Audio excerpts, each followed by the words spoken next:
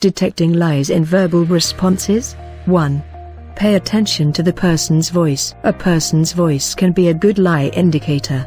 He or she may suddenly start talking faster or slower than normal, or the tension may result in a higher pitched or quavering tone. Stuttering or stammering may also point to a lie.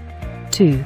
Pay attention to exaggerated details. See if the person appears to be telling you too much. An example might be, "My mum is living in France. Isn't it nice there? Don't you like the Eiffel Tower? It's so clean there." Too many details may tip you off to the person's desperation to get you to believe what is being said.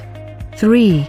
Be aware of impulsive emotional responses. Timing and duration tends to be off when someone is lying. It's either because the person in question has rehearsed their answer, or is expecting to be questioned, or rattles off something, anything, in order to fill the silence. If you ask someone a question and he or she responds directly after the question, there is a chance that the person is lying. This can be because the liar has rehearsed the answer or is already thinking about the answer just to get it over with. Another tell can be omission of relevant time facts, such as saying "I went to work at 5 a.m. and when I got home at 5 p.m., he was not there." In this glib example, what happened in between has been all too conveniently glided over. 4.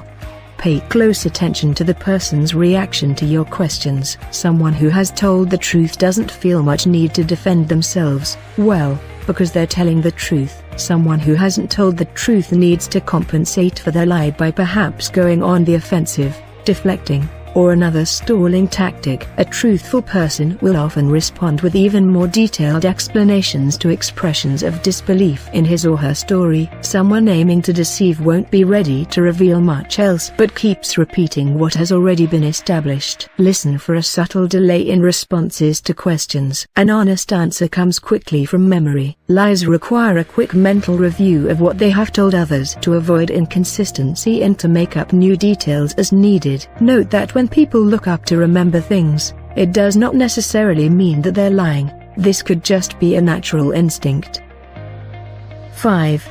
Be conscious of the person's usage of words. Verbal expressions can give you clues about whether a person is lying. These clues include repeating your own exact words when answering a question, stalling tactics, such as asking for a question to be repeated. Other stalling tactics include stating that the question asked is excellent, using words and phrases such as "basically" and "what happened was." Indicate that the answer isn't so simple as yes or no, or confrontational style responses such as "it depends on what you mean by X" or "where did you get this information." Avoiding use of contractions, namely saying "I did not do it" instead of "I didn't do it." This is an attempt to make it absolutely clear what the liar means. Speaking in muddled sentences and not making sense. Liars often stop mid-sentence, restart and fail to finish sentences. Using humor and/or sarcasm to avoid the subject. Using statements such as "to be honest,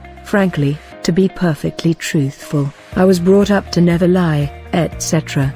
These can be a sign of deception. Answering too quickly with a negative statement of a positive assertion, such as "Did you wash those pots lazily?" answered by "No, I did not wash those pots lazily," as an attempt to avoid the impression of a delayed answer. 6. Notice when the person repeats sentences. If the suspect chooses almost the exact same words over and over, then it's probably a lie. When a person makes up a lie, he or she often tries to remember a certain phrase or sentence that sounds convincing. When asked to explain the situation again, the liar will use the very same convincing sentence again. 7.